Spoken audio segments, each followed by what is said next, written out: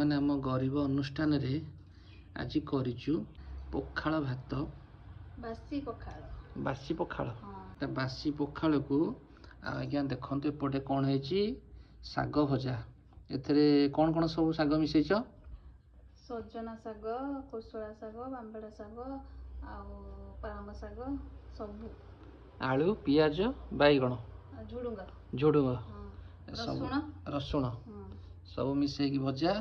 ଇଏ ରହିଲା ଆଳୁ କଲରା ଚିପ୍ସ। ମୋତେ ଟିକେ ଅଧିକ କଡ଼ା ପସନ୍ଦ ଲାଗେ, ସେଇଥିପାଇଁ ଟିକେ ଅଧିକ କଡ଼ା କରିବା ଚକ୍କରରେ ଶେଷକୁ ଟିକେ ପୋଡ଼ିଗଲା। ଏଥିରେ ଟିକେ ବର୍ଣ୍ଣର ଲଗା ହେବ, ଆଉ ଟିକେ ପରେ ବର୍ଣ୍ଣର ଲଗାଇ ଖିଆ ହେବ। ଆଉ ଇଏ ରହିଲା ଆମର ଛୁଇଁ ଆଳୁ ଭଜା। ଏଠି ରହିଲା ବାଇଗଣ ପୋଡ଼ା, ଟମାଟୋ ପୋଡ଼ା, ସୋରିଷ ତେଲ, ପିଆଜ, ରସୁଣ, ଧନିଆ ପତ୍ର, କଞ୍ଚା ଲଙ୍କା, ଏଇଟା ଗୋଟେ ଦଳାଦଳି ପାଗ। ଇଏ ରହିଲା ଆମର ଆଳୁ ସିଝା। ଏଥିରେ ପଡ଼ିଛି ଧନିଆ ପତ୍ର, ସୋରିଷ ତେଲ, ଆଉ କ'ଣ ପିଆଜ, ଲଙ୍କା, ସୋରିଷ ତେଲ, ଲୁଣ। ହଁ, ଲୁଣ ବି ପଡ଼ିଛି। ଲୁଣ ବି ପଡ଼ିଛି। ଆଉ ଇଏ ରହିଲା ମିକ୍ସଚର।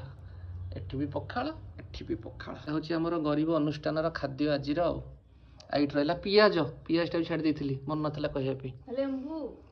ଲେମ୍ବୁ ବି ଅଛି ସାଙ୍ଗମାନେ, ଲେମ୍ବୁ ଅଛି।